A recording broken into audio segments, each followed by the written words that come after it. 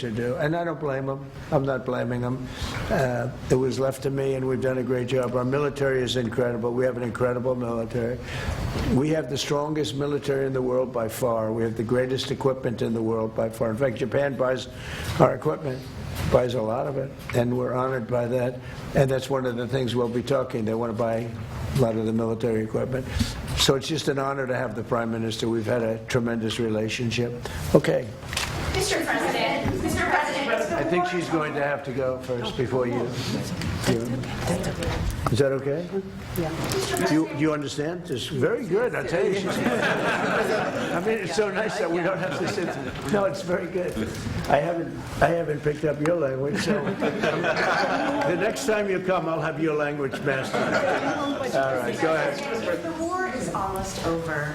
Why is the Pentagon going to ask Congress for an additional $200 billion? Well, we're asking for a lot of reasons beyond even what we're talking about in Iran. This is a very volatile world, and the military equipment, the power of some of this weaponry is unthinkable. You don't even want to know about it. Oh, you could end this thing in 2 seconds if you wanted to, but we are being very judicious.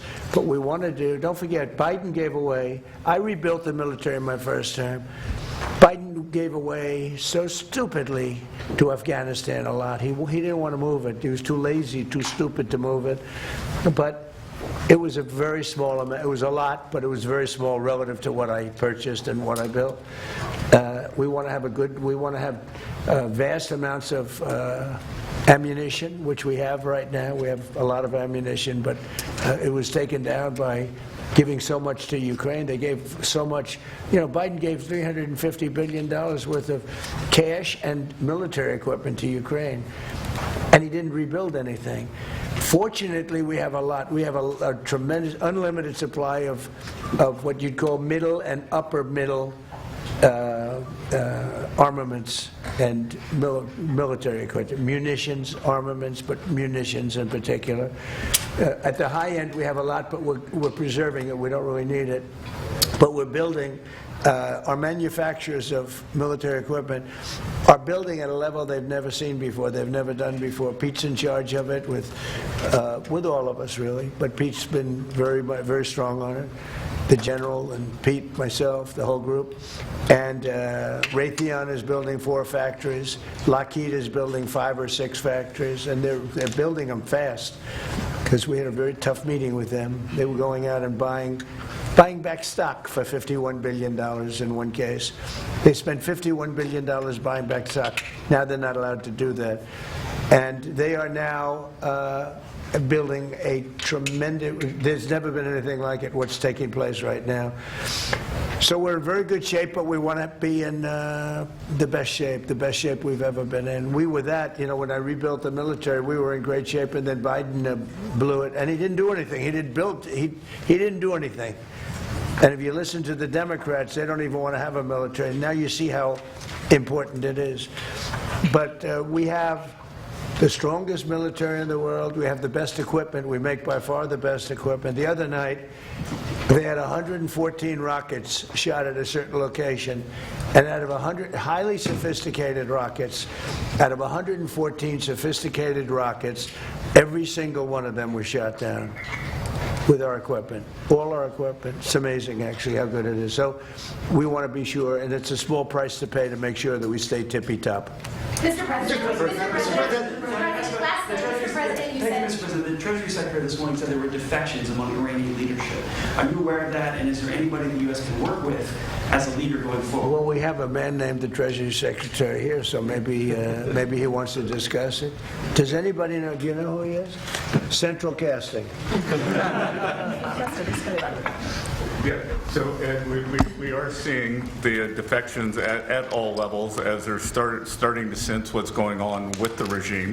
It doesn't get reported here in the U.S. very well, but you know we are trouncing them from the air, and the regime will probably collapse within itself.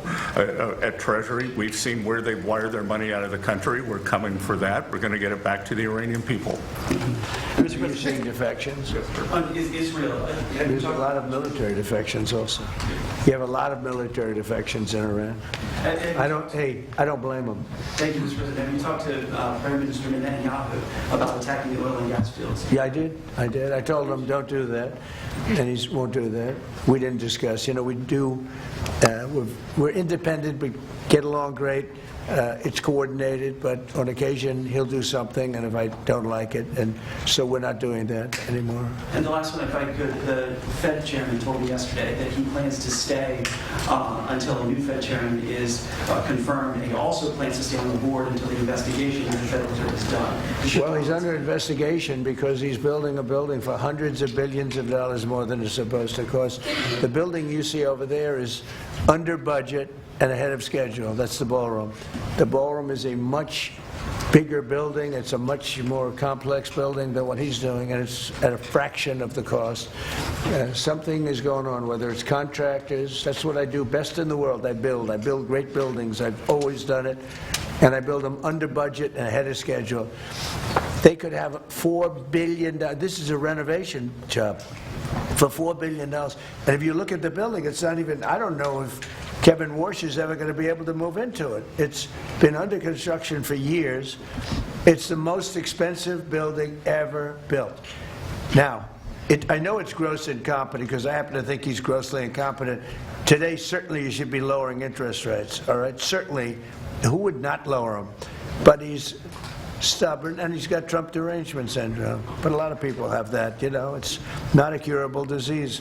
But he's also building, he should be lowering rates immediately. But he won't do that because he's a stubborn, incompetent person, and that's a bad thing. When you're stubborn and incompetent, I think it's the worst combination. And he's also not a smart person. But he's building a complex over there that's under his jurisdiction. He started it, and it's out of control. It's billions of dollars for a little building. I could have done that building and made it beautiful for $25 million. $25 million, and it would have been beautiful. Look what I've done at the White House, fixing it up, and the place was in bad shape. You see the floors and everything. It was in bad shape. I could have made that building beautiful for $25 million. They're spending $4 billion. All right. So there is criminality. Maybe it's with the contractor, but because I know more about contractors than any human being maybe that's ever lived. But that contractor is a very rich man. Whoever the contractor is, and we know. But whoever the contractor is an extremely rich man. He's going to make, he could make millions of dollars. I'm hearing numbers from $3 to $4 billion. That would make it the most expensive building on a square foot basis ever built in history. And you're not even building a building, it's a renovation. The exterior skin is staying, the steel is staying, the structure. So all I want to do is bring out to the public that this guy is incompetent. He's a very incompetent guy. And he may be a dishonest guy, but somebody's dishonest because there's no way that building can be $3 to $4 billion. Mr. President, on the Strait of Hormuz. Thank you. Please. Mr. President, you just mentioned Japan. This looks like one of your people right here. Thank you. Is he good or bad? Good, is he a good reporter or bad? So. Not all right, he looks like a nice guy. Go ahead. Mr. President, you just mentioned Japan is stepping up. What kind of support do you expect from Japan in the future? Look, I expect Japan to step up because, we have that kind of relationship, and we step up for Japan. We have 45,000 soldiers in Japan. We spend a lot of money on Japan, and we've had that kind of a relationship. So I'm not surprised that they would step up. We don't need much. We don't need anything. Honestly, we don't need anything from Japan or from anyone else, but I think it's appropriate that people step up. In the case of Japan, I hear they get more than 90% of their oil through the Strait, so that's a big reason to step up. We've demolished, that country is close to demolished. The only thing is the Strait, It's very hard. You could take two people and they could drop little bombs in the water and they're holding things up. We don't want that to happen. But honestly, Japan, China, Europe, parts of Europe, get a lot of their oil through the Strait. We get none, practically. We're less than 1%. We don't have to be any percent. We don't even, I think we do it just to be nice. But we, think of it, we don't use the Strait. We're defending the Strait for everybody else. And then in the case of NATO, they don't want to help us defend the Strait, and they're the ones that need it. But now they're getting much nicer because they're seeing my attitude. They're getting much nicer. But it's, as far as I'm concerned, it's too late. You know, UK wants to send aircraft carriers now. And I said, I want the aircraft carriers before the war. I don't want them after the war is won. They want to send me aircraft carriers after the war. There's practically nobody to shoot at them. You know, their missile count is down, Pete. Maybe you could discuss it, by about 90-something%.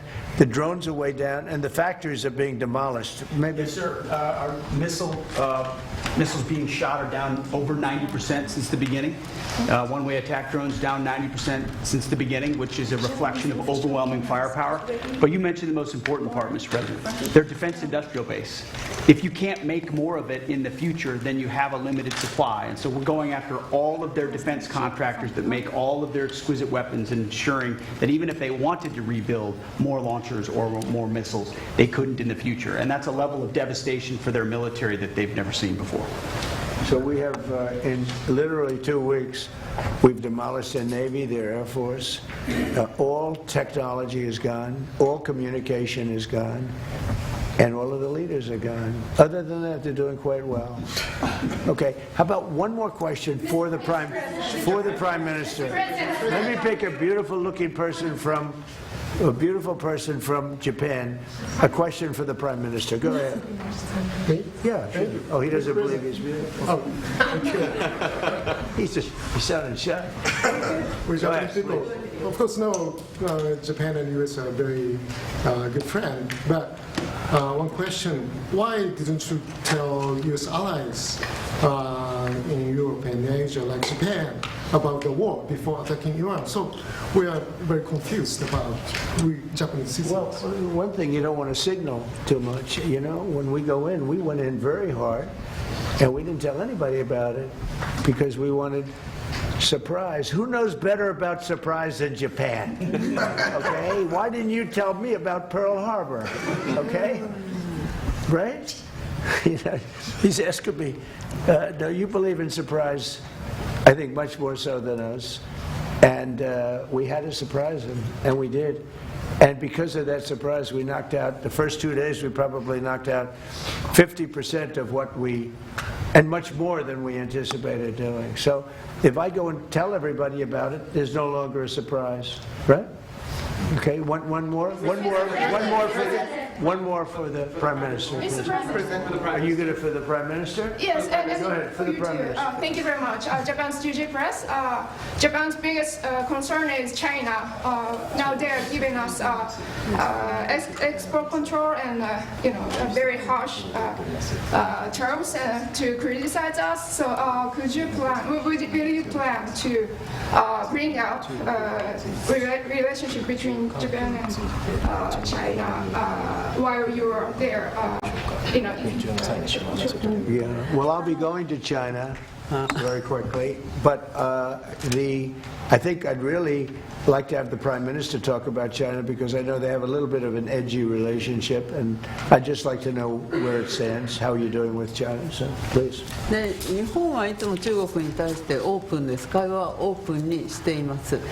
それから冷静に対応しています。でとにかく米中関係も含めてですね、これが地域の安定、それから世界のサプライチェーン、これに貢献するものであることを願っています。日本は常にオープンです。So first of all, Japan has been consistently open to dialogue with China. And also, second, we have been addressing our relations with China in a calm manner. And also, speaking of the U.S.-China relationship, my sincere hope is that the relationship will be something conducive for regional security and also ensuring the global supply chain in the world. Once again, I would like to reiterate that Japan has been consistently open to dialogue with China. And I think we're going to have a great trip. The trip has been postponed for about a month and a half. It's been reset, and we look forward to it. And I'll be speaking Japan's praises when I'm in China with President Xi. But we're going to have some good talks today, and I think mostly about trade, because they want to do a lot of trade. They're a tremendous purchaser of our energy, our oil, gas from, in particular, Alaska. Because Alaska, believe it or not, is very close. It's much closer than any other source. It seems a little cold compared to, but it's just a short trip. So that's something that we will talk after the press corps leaves. We'll be discussing trade, and a lot of the talk will be about energy. Thank you very much, everybody.